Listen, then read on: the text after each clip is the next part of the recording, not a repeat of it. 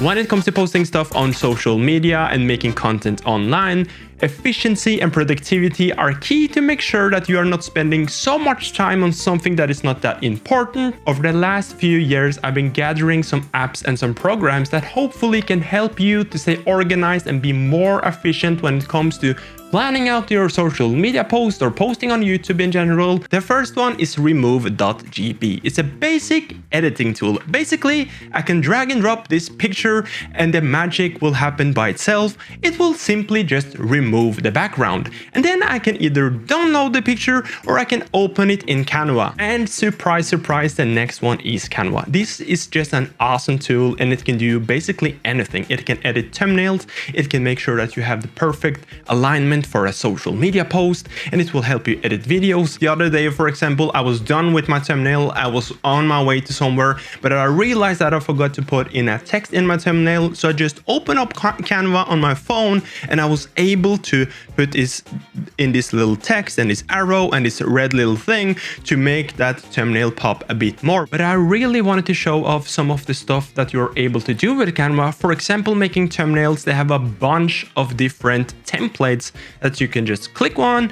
My first video, for example, and you are able to just remove this person and you can just open up the picture that we just made in Remove.bg and boom, there you go. You have a thumbnail. This one will work, and there are a ton of different templates that you can use. You can pay for some of them if you would like to. This is not a sponsored video, or you can just learn Photoshop, but this is a great way for a new YouTuber or a content creator to start out by just using some of the templates and understanding like design sort of. They also have different ways for you to post on social media, like Instagram, for example. You can just click on this one. It's already in the right sort of Instagram format, and you can just click some of the templates. This one, for example, and you can change the pictures to whatever picture you would like. I will just put in my picture again. And yeah, I know it looks a bit corny right now, but I'm just trying to show you guys how simple it is. And you can add some text, for example, and you can type whatever you want to. I do want to really quickly mention that they do have a lot of video stuff and animations and stuff that you can use on your social media also. And of course, we have ChatGPT. This one you probably have heard of, all of the stuff with AI, and I know it can be a bit controversial. I will not be making any pictures or art or anything. Make me a video idea title for my next video about my Sony FX3, for example. Boom, I put this in and it will generate a bunch of different titles for my YouTube video. Here are some of the title ideas for showcasing my new Sony FX3. I will not necessarily be using some of these titles, but it's a good idea to put me in the right direction for my next video, for example. Something else you can do, you can ask ChatGPT to come up with a video description for your YouTube videos by pasting in the title, and it will basically give you a general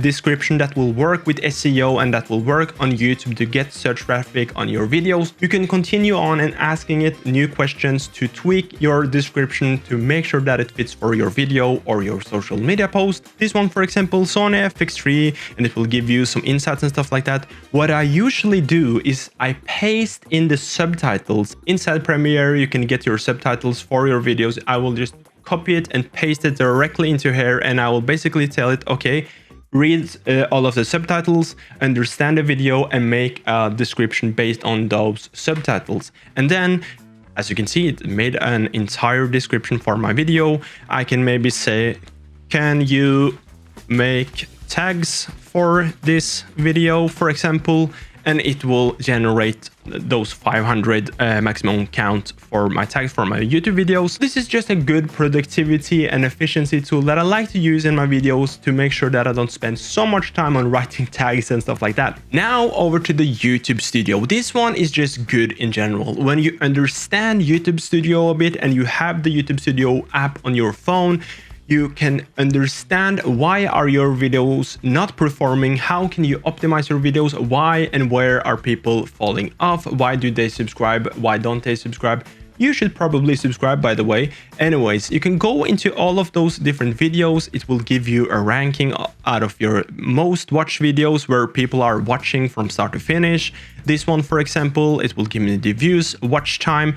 93 is a good watch time hour, and I can see here that most of the viewers were watching this video like all the way through. It's over this gray line, so it's super helpful to just understand your videos if you're making video content. And then you can go in and you can understand why does this audience behave the way they are behaving. I really love this trend tab where you're able to search, for example, in my case, how to grow on YouTube, for example, and it will give me different suggestions in the same category. I can look at different videos that are in the same niche that I already make videos on, or I can, like you have seen, click this little heart to make sure that I'm saving a bunch of video ideas, how to create a YouTube channel, for example, and you can do the same thing with your YouTube channel if you are doing YouTube. This is the last one, VidIQ. I've been showing off VidIQ several times on this YouTube channel, and if you want to learn a bit more about VidIQ, watch this video up next, and I will see you guys in the next one. Esbjørn, peace out, subscribe, bye bye, goodbye.